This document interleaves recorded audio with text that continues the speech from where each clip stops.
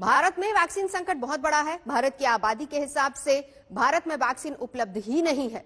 भारत ने कल जो वैक्सीन उपलब्धता का प्लान सामने रखा है, उसके मुताबिक 216 करोड़ डोज वैक्सीन अगस्त से दिसंबर के बीच मौजूद हो पाएंगी। यानी कि सरकार ने भी एक तरह से साफ कह दिया है कि इस साल के अंत तक ही पूरी वयस्क आबादी के वैक्सीनेशन का सपना पूरा हो सकता है। भारत में वैक्सीन के संकट के बीच कल रूस की वैक्सीन स्पुतनिक वी की पहली डोज लग गई है। हालांकि वैक्सीन की बाजार में उपलब्धता अगले हफ्ते से ही होगी।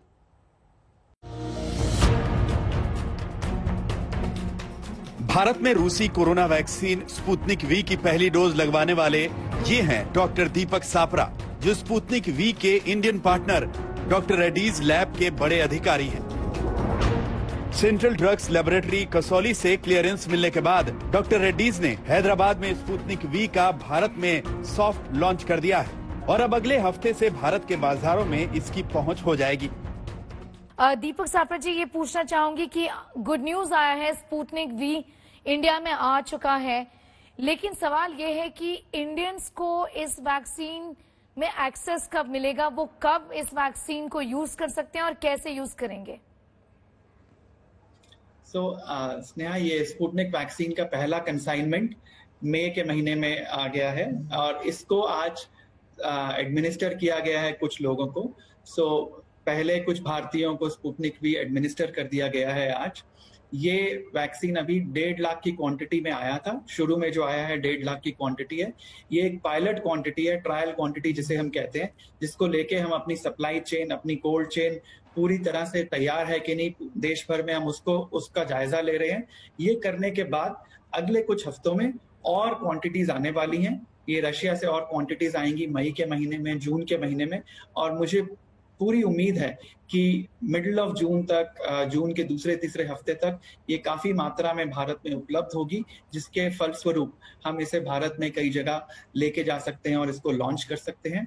एक चीज जरूरी है यहाँ पे समझनी कि स्पुतनिक वी एक कोल्ड स्टोरेज प्रोडक्ट है। ये -18 डिग्री पे स्टोर किया जाता है और -18 डिग्री पे ही इसका ट्रांसपोर्टेशन भी किया जाता है।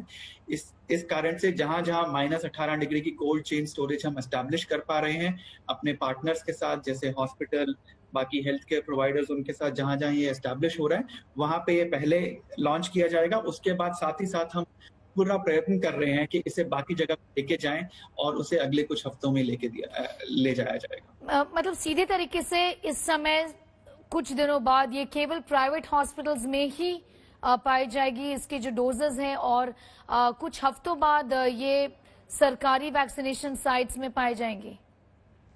जी बिल्कुल, हमारा उद्देश्य ये है कि ये हर जगह पाई जाए।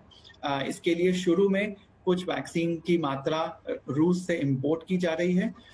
साथ ही साथ भारत में इसे बनाने के लिए, भारत में इसका निर्माण करने के लिए पूरे प्रयत्न जारी हैं।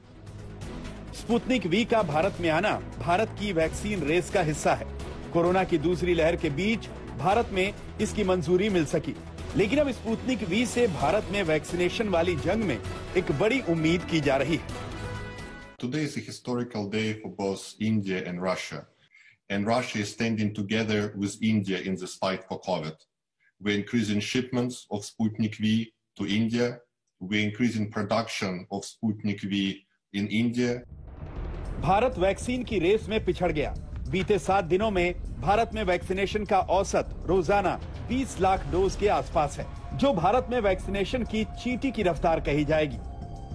भारत की चुनौती भारत की बड़ी आबादी हो सकती है, लेकिन विपक्ष के मुताबिक वैक्सीनेशन में भारत का पीछे रहना सरकार की गलत नीतियों का नतीजा है। वैसे तो सरकार ने वैक्सीन हासिल करने के लिए बीते कुछ दिनों में कुछ बड़े फैसले लिए हैं, लेकिन इस साल तक वयस्क आबादी को टीका लग पाएगा, इसमें संदेह है।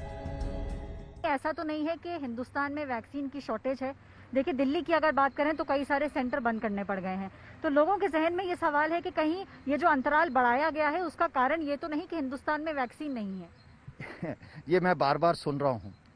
अगर आप ध्यान से सोचें, अभी तक हमने 19 करोड़ डोजेस दिए हैं, जिसमें से लगभग 2 करोड़ को 2 डोजेस मिली हैं, बाकी 17 करोड़ लोगों को।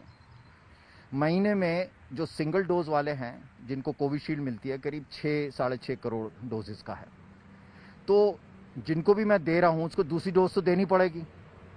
मैंने खाली 1 महीना डिले करने वाली बात करी, तो इतने बड़े देश के लिए 6 करोड़ डोज या 60 मिलियन डोजेस कोई खास मायने नहीं रखती हैं। इससे कोई बहुत बड़ा हमें असर नहीं पड़ेगा। हमारी जो वैक्सीन की कमी है उसमें कोई खास फर्क नहीं पड़ने वाला है। तो अगर हमें मान लीजिए 100 करोड़ का या 50 करोड़ का या 30 करोड़ का फर्क पड़ता तो मानने की बात थी। लेकिन अभी जो स्थिति है, हमारी जो जनसंख्या है, उसके हिसाब से हम चाहते हैं कि हमारे आम जनता को जो भी वैक्सीन दिया जाए उसका सर्वश्रेष्ठ फायदा पहुंचना चाहिए। जो प्रतिरोधक क्षमता है वो सर्वश्रेष्ठ पैदा होना चाहिए, और वही मुख्य कारण रहा है इस निर्णय को लेने के लिए। वैक्सीन बचाने के लिए हमारे पास इन छोटी मात्रा का कोई विशेष लाभ, क्योंकि जिसको एक लगी है उसको दूसरी लगनी है। अभी 1 महीने 2 महीने पे लग रही है, फिर 3 महीने पे, तो 1 ही महीने का डेफर हुआ, तो कोई विशेष फर्क नहीं पड़ने वाला। वैक्सीन वाली चुनौती जब भारत के सामने है तब अभी भी कोरोना की दूसरी लहर मौजूद है। विशेषज्ञों के मुताबिक बिना वैक्सीनेशन हालात नहीं सुधरने वाले। भारत के सामने विकट स्थिति है। वैक्सीन है नहीं, लेकिन लगनी जरूरी है।